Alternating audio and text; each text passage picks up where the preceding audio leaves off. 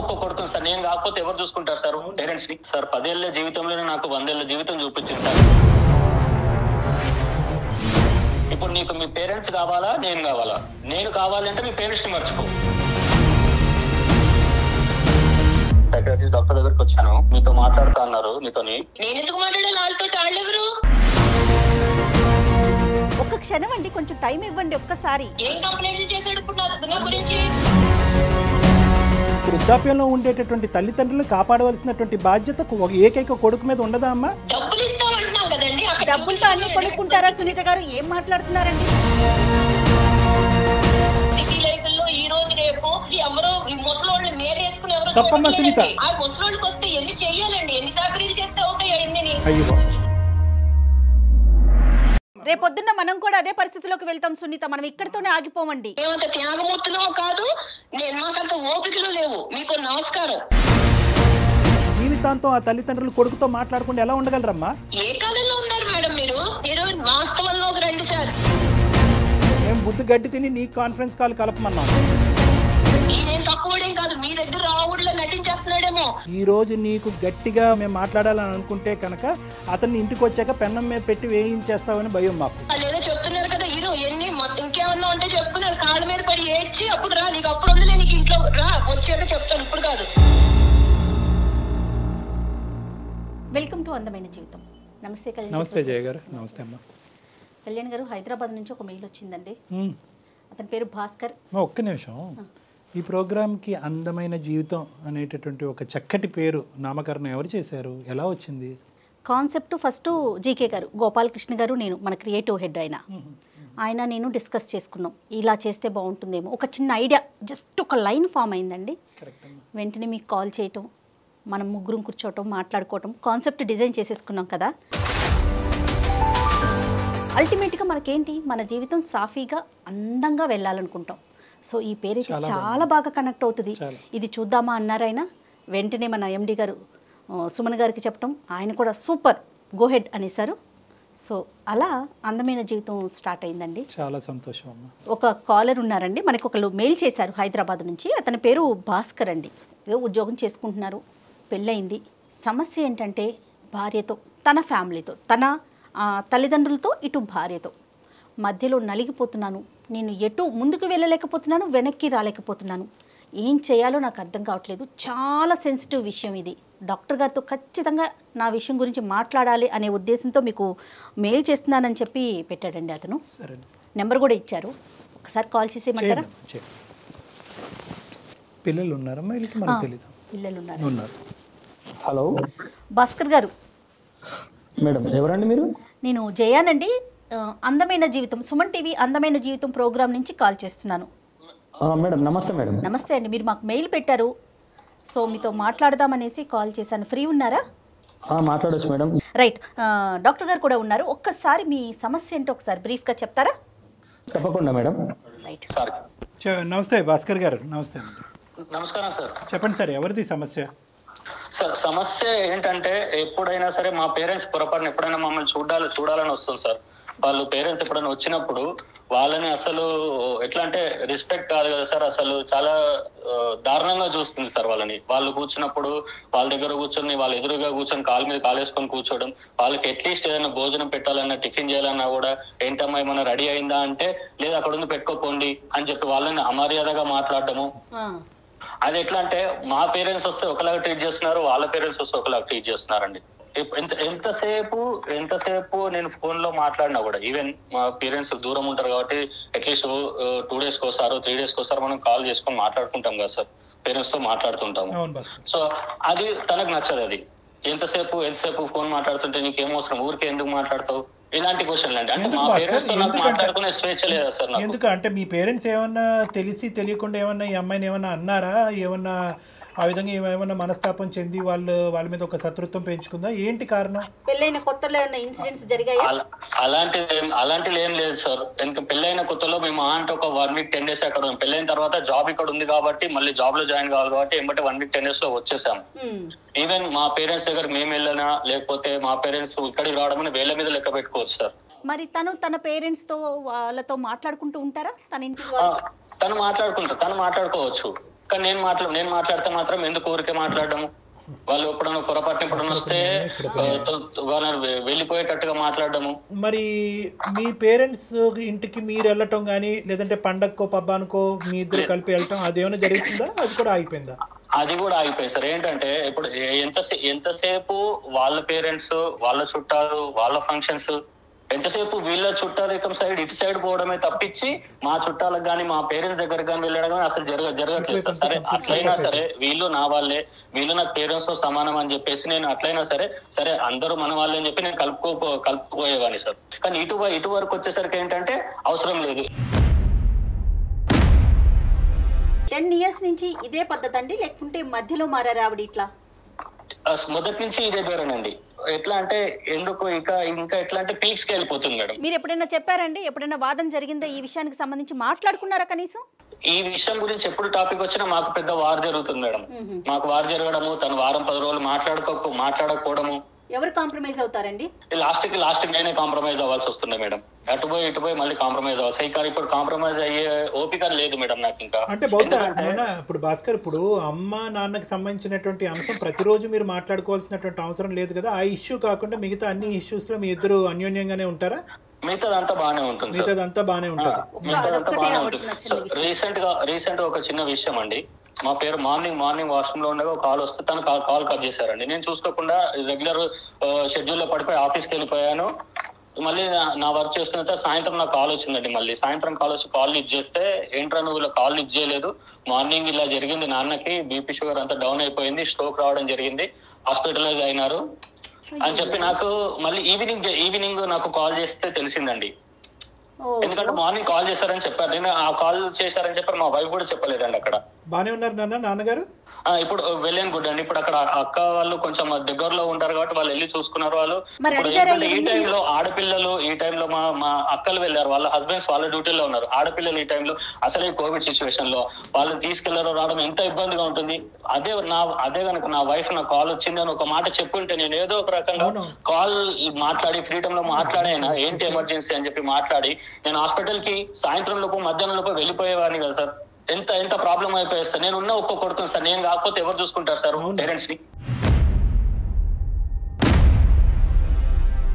కేవలం నేను పెళ్లికి ముందు మన ఇద్దరమే ఉందాం, మన జీవితంలో ఎవరి జోక్యం ఉండదు అనేటటువంటి ఏకైక మాట పట్టుకుని ఈరోజు సునీత ఇలా వ్యవహరిస్తుందా అనేటటువంటి దానికి మనకు కొద్ది క్లారిటీ కావాలి భాస్కర్. అంటే ఆ అమ్మాయి కేవలం ఒక ప్రైవసీ గురించేనా? ఆ అమ్మాయి కేవలం మీ తల్లిదండ్రులతోనే ఇలాగే ప్రవర్తిస్తుందా, లేదంటే అందరితోనే తనకి సోషల్ కాంటాక్ట్స్ తక్కువ, మీ ఇంట్లోకి ఎవరు రాకూడదు, మీరు ఎవరింటికి వెళ్ళకూడదు అనేటటువంటి ఆలోచన శైలా? కేవలం మీ తల్లిదండ్రుల మీద ఎందుకు ఈ టార్గెట్? కేవలం మా తల్లిదండ్రులు వాళ్ళ విషయం వాళ్ళతో మాట్లాడినప్పుడు కానీ వాళ్ళు వచ్చినప్పుడు కానీ ఏదో ఒకటి జరుగుతుంది సార్. కాదు భాస్కర్, మరి అంటే ఎలాంటి సలహా కోసం మీరు మాకు మెయిల్ చేశారు? డాక్టర్ గారి వైపు నుంచి మీరు ఎలాంటి సలహాను ఎక్స్పెక్ట్ చేస్తున్నారు?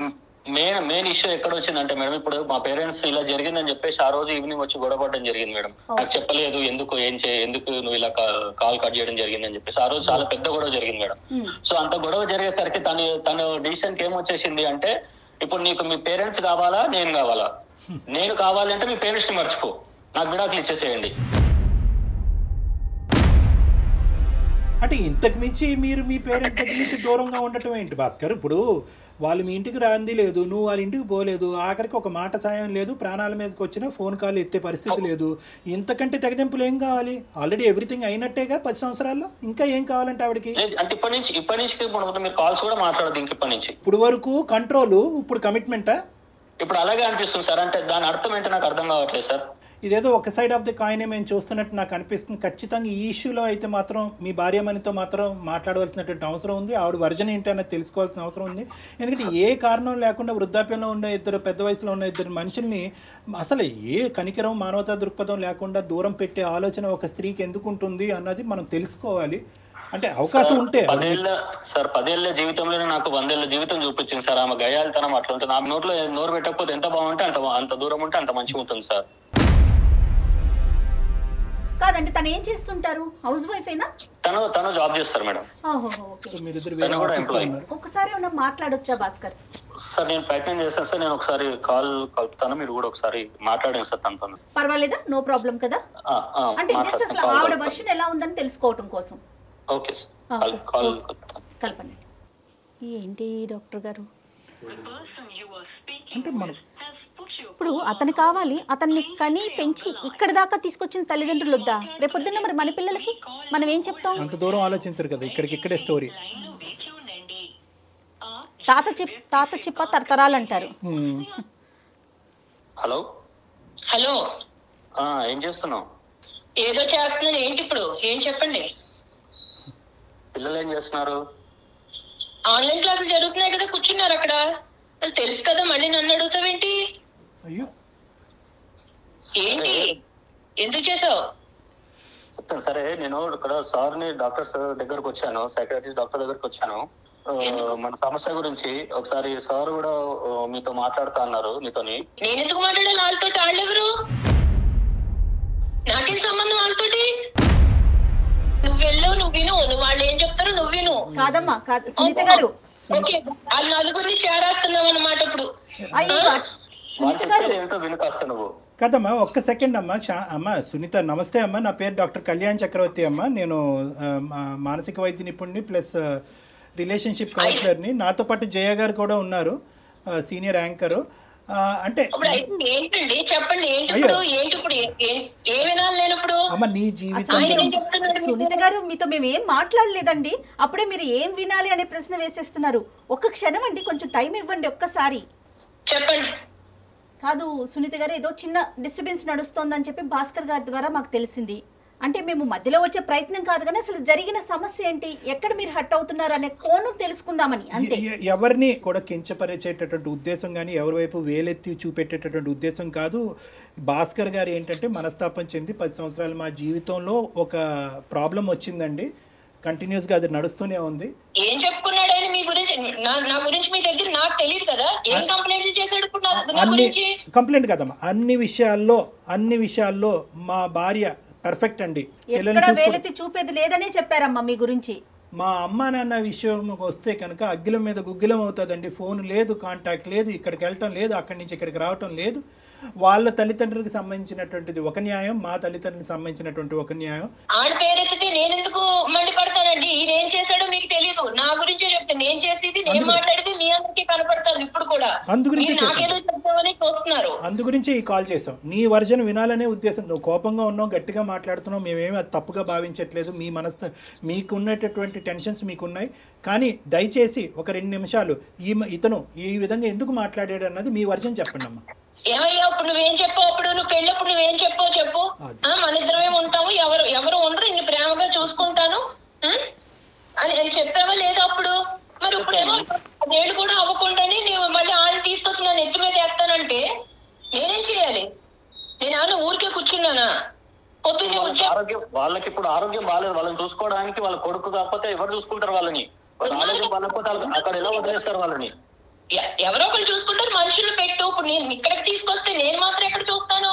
సాయంత్రం పొద్దున్న వెళ్ళిన దాన్ని సాయంత్రం 5, 6 కానీ ఆ ఉద్యోగం అవ్వదు. ఇంటికి వచ్చేటోడికి 7 అవుతూ ఉంటే మా పిల్లల్ని చూసుకోవడానికి 2 గంటలు సరిపోవట్లేదు అక్కడ. నువ్వు వాళ్ళని తీసుకొచ్చి పెడతానంటే ఇప్పుడు మనుషులు పెట్టి చూపించాలి తప్ప నేను చూసే టైం గానీ నా పిల్లల్ని పెంచుకోవడానికి నాకు టైం లేదు. ఆ మనుషులు లేదు, అక్కడే పెట్టుకో అక్కడ డబ్బులు ఇచ్చేస్తాం కదా. అమ్మ సునీత, కేవలం అప్పుడు పెళ్లికి ముందు ఆ మాట అలా అన్నాడనే ఉద్దేశంతోనే నువ్వు ఈ రోజు ఇలా ఉన్నావు అమ్మా? మాకు 1,00,000 ఉన్నాయి సార్ ఇక్కడ. మాకు పిల్లలు లేచి మేమిద్దరం బయటికి వెళ్ళి ఇంటికి వస్తేనే గానీ కుదరదు. పొద్దున్న సాయంత్రం పిల్లల్ని చదివించుకోవాలా, వాళ్ళని ఎలా పెంచుకోవాలి, పొద్దున్నే లెగాలి, ఇంట్లో వంటలు చేసుకోవాలి, పనులు ఇవే సరిపోతున్నాయి. కానీ మధ్యలో ఈ కరోనాలు, దరిద్రాలు ఇవి సచ్చినాయి కదా. ఇప్పుడు అలా కదమ్మా, కరోనా సునీత గారు, కరోనా ఉండొచ్చు, ఏదన్నా ఉండొచ్చమ్మా, కానీ వృద్ధాప్యంలో ఉండేటటువంటి తల్లిదండ్రులను కాపాడవలసినటువంటి బాధ్యత ఏకైక కొడుకు మీద ఉండదా అమ్మా? డబ్బులు ఇస్తామంటున్నాం కదండి. డబ్బులతో అన్ని కొనుక్కుంటారా సునీత గారు? ఏం మాట్లాడుతున్నారండి? సారీ అండి ఇట్లా అంటున్నందుకు. ఎవరో సిటీ లైఫ్ లో ఈ రోజు రేపు తెల్లారు లేసి ఎవరికాళ్ళు ఉద్యోగాలు చేసుకుంటా సాయంత్రం నైట్ అయిపోయి ఇంటికి వచ్చేటప్పటికి ఎవరో ముసలోళ్ళు మేరేసుకుని ముసలోళ్ళు అదే మాట. రేపొద్దున్న మనం కూడా అదే పరిస్థితిలోకి వెళ్తాం సునీత. మనం ఇక్కడితోనే ఆగిపోమండి. మానవత్వం మంట కలిసిపోలేదమ్మా. అర్థం చేసుకో. వాళ్ళకిలాగా మేము వచ్చి మీరు పడవండి, పిల్లల మీద మేము పడవం, వాళ్ళు వచ్చి పడతారేమో, మేము వచ్చి పడవం, మా ప్లాన్లు మాకు ఉంటాయి. రేపొద్దున అమ్మ వృద్ధాప్యం అనేటటువంటిది ఎక్స్క్లూజివ్ గా భాస్కర్ తల్లిదండ్రులకు కాదు, మీ తల్లిదండ్రులకి వృద్ధాప్యం వస్తుంది, మీకు వృద్ధాప్యం వస్తుంది. రేపొద్దున పెద్ద అయిన తర్వాత మీ పిల్లలు కూడా వాళ్ళ భార్యలు అంటారు, అరే డబ్బులు పడేసారా ఎందుకు పోయి చూసేదని అంటారు వాళ్ళ భర్తలతో. అది ఓకేనా మీకు? అదే చెప్తున్నానండి. ఇప్పుడు వాళ్ళు మా అమ్మ నాన్న గురించి నేనే వాళ్ళని విడిగా చూసుకోవట్లేదు, వాళ్ళు చూసుకోవాలని నాకు ఉంది. వాళ్ళు పెద్దోళ్ళు అయిపోయారు కానీ నేను వాళ్ళని చూసుకోవట్లేదు, ఎందుకంటే నాకు అంత టైం లేదు. అది అర్థం చేసుకోరేంటండి? ఎన్నని చెయ్యాలి, బయట చెయ్యాలా, ఇంట్లో చెయ్యాలా ఈ పనులు?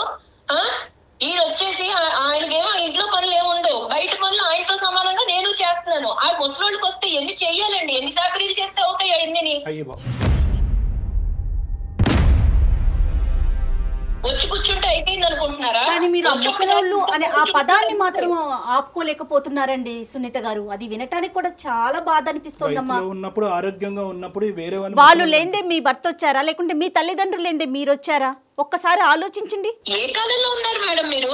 ఏ కాలంలో ఉన్నారు? మాకు కుదరట్లేదని చెప్తున్నాం కానీ చూడమని అనట్లేదు కదా, డబ్బులు ఇస్తాం అంటున్నాం కదా. అమ్మ మీరేమన్నా అమెరికాలో ఉన్నారమ్మా? హైదరాబాద్ లోనే కదా ఉన్నారు. కుదరకపోవటం ఏంటి? హైదరాబాద్ లో ఉంటే ఇక్కడ మాకు నడవదండి, మాకు నడవదు. వాళ్ళు కూర్చోబెట్టి వాళ్ళకి చాకరీలు చేసి వాళ్ళకి సేవలు చేసే టైం మాకు లేదు. పిల్లల్ని చూసుకోవాలా, ఇవి చెయ్యాలా, మాకుండే బాధలు మాకున్నాయి. అంతేగాని నేను చూడను అనట్లా. డబ్బులు ఇస్తాం అక్కడ ఉంచుకోమంటున్నా. ఎవరు మా ఇంటి దగ్గర మాట్లాడటానికి వేరే కారణం ఏదైనా ఉందా వాళ్ళ వైపు నుంచి? అడగండి. అక్కడ ఉన్నారు కదా ఆయన, మీ దగ్గరికి వచ్చాడు కదా ఆయన, ఏదో చెప్పుకుంటున్నాడు కదా నా మీద కంప్లైంట్లు.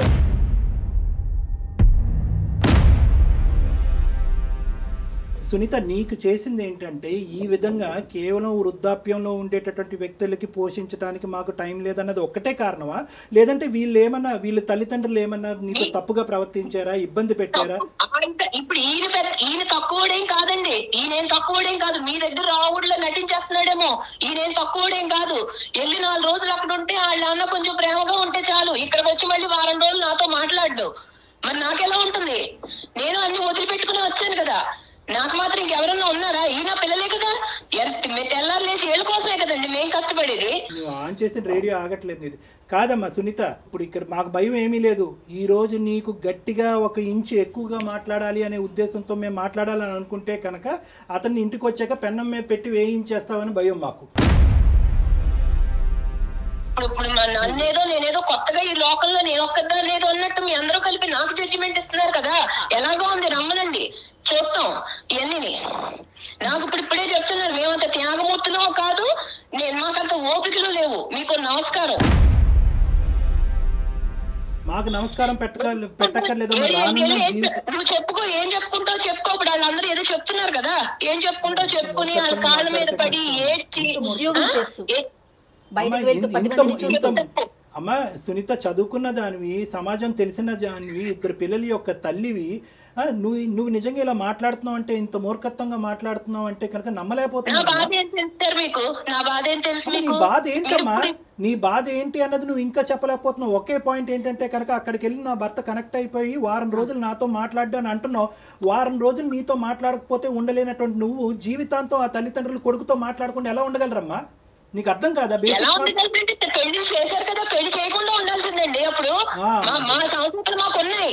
పెళ్లి చేయకుండా ఉండాల్సింది, ఇంట్లోనే పెట్టు కూర్చోవాల్సింది. పెళ్లి చేసుకుంటే భార్యకి భర్త, భర్తకి భార్య, ఇటు కుటుంబం లేదు అటు కుటుంబం లేదు. టైం లేదండి, మీకు అర్థం కాదా? చెప్తుంటే టైం లేదు. నన్ను బాధ పెడతారు అంటున్నారు. నీ పిల్లల్ని చూసుకోవటానికి టైం లేదనే మాట అనట్లేదే, నిన్ను నువ్వు చూసుకోవటానికి టైం లేదనే మాట అనట్లేదే, నీ ఉద్యోగానికి వెళ్ళడానికి టైం లేదనే మాట అనట్లేదే. అవును, మా పిల్లలు కదా మేము చూసుకోవాలి.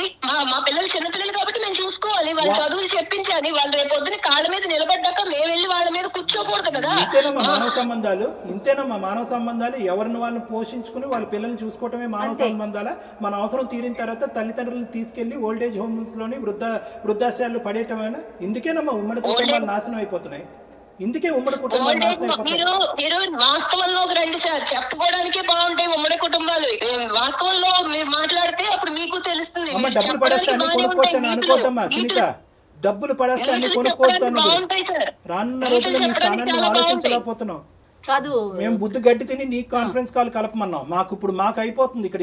మేము 10 నిమిషాలు నిన్ను భరించలేకపోతున్నాం. తప్పుగా నేను ఎవరితో ఇలా మాట్లాడలేదమ్మా, కానీ నీ మాట మాట్లాడుంటారు, మీకు అది అర్థం ఏం కాదా బాధండి? సార్? మిమ్మల్ని శారీరకంగా హింసిస్తున్నారా, మానసికంగా హింసిస్తున్నారా? ఏం బాధపడుతున్నారో మీరు? మేము అనుకున్నట్టు ఆయన ఉండడు సార్, ఉండడు. తెల్లారు లేచి వాళ్ళ పాటే అమ్మ నాన్న ఏమైపోతున్నారు, ఇక్కడ మీ పిల్లలు ఏమైపోతున్నారు ఆయనకి అక్కర్లేదు. కాదమ్మా సునీత, ఒక్కసారి కొంచెం నిదానంగా ఆలోచించండి. ఇవాళ రేపు పెద్దవాళ్ళు లేక ఉద్యోగాలు చేసే ఆడవాళ్ళం ఎంత నలిగిపోతున్నాం కదా. అది మీ సైడ్ కావచ్చు, అతని సైడ్ కావచ్చు.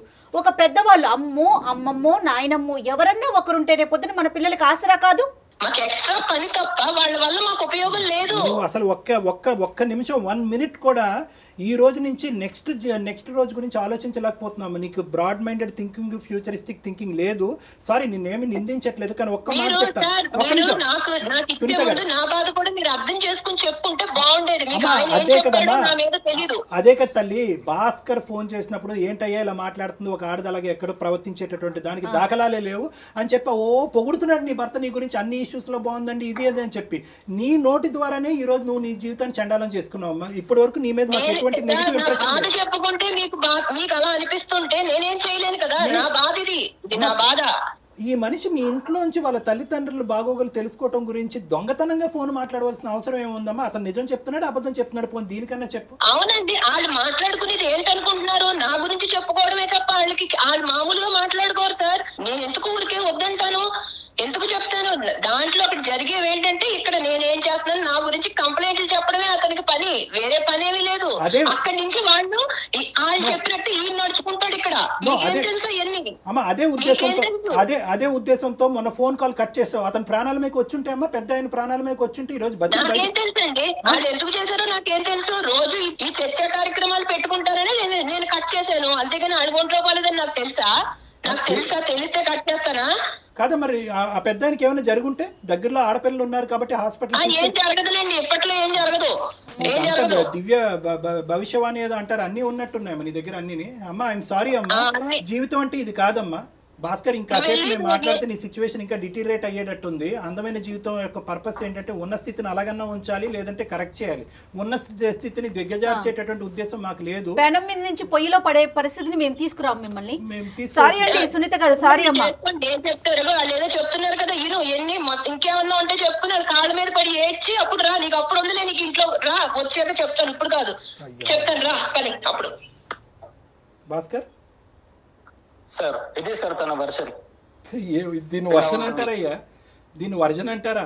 నువ్వు 10 సంవత్సరాలు భరిస్తూ ఒక్కొక్క మెట్టు దిగుతూ తల్లిదండ్రుల్ని దూరం పెట్టుకుంటూ వాళ్ళని ఇబ్బంది పెట్టి నువ్వు ఇబ్బంది పడుతూ ఇదంతా నువ్వు చూసేటటువంటి పిల్లలు ఏమి నేర్చుకుంటారు?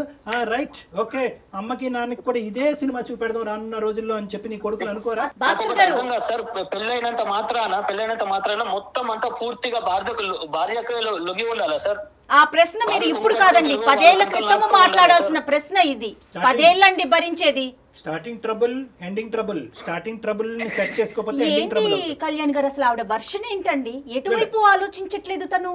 ఆవిడకి ఏదో ఒక విచిత్రమైనటువంటి వ్యక్తిత్వపరమైనటువంటి లోపం ఉందబ్బా.